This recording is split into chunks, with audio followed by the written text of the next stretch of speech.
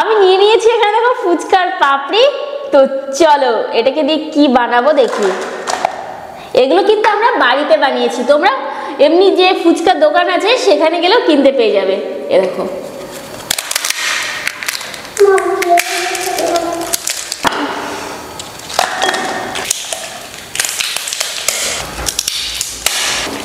এখানে একটা ফুচকাও রয়েছে।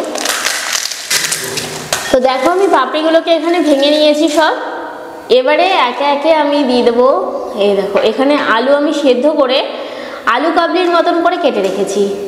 দিয়ে দিচ্ছি এখানে কাঁচা ছোলা ভিজিয়ে রেখেছিলাম, পেঁয়াজ কুচি দিয়ে দিচ্ছি, দিচ্ছি শসা কুচি, তার সাথে দিয়ে দিচ্ছি লঙ্কা কুচি, ধনে পাতা কুচি। এখানে দিয়ে দিলাম ভাজা মশলা, এখানে জিরে ধনে ভেজে গুঁড়ো করে রাখা আছে সেটাই দিয়ে দিলাম। এখানে দিয়ে দিচ্ছি বিট নুন, এই যে তেঁতুল ভিজিয়ে রেখেছিলাম তেঁতুলের একদম গাঢ় গাঢ় জল দিয়ে দিচ্ছি। এখানে হোমমেড সস বানানো রয়েছে আমাদের, সেটাই দিয়ে দিলাম। এবারে এটাকে ভালোভাবে মাখিয়ে নেব।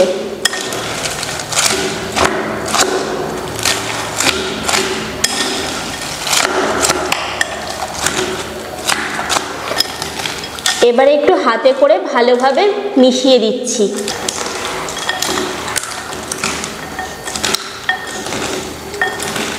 তো এই যে আমাদের চুরমুর রেডি হয়ে গেছে, চলো এবারে খেয়ে দেখি কেমন হয়েছে। না বাবা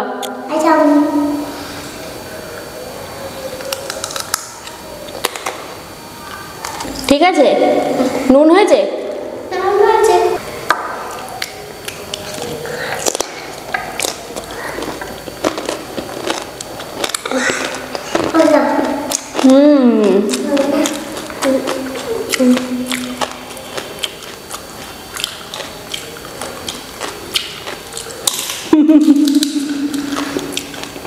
তো তোমরা এটা কিন্তু ফুচকার দোকানে আশা করছি পেয়ে যাবে।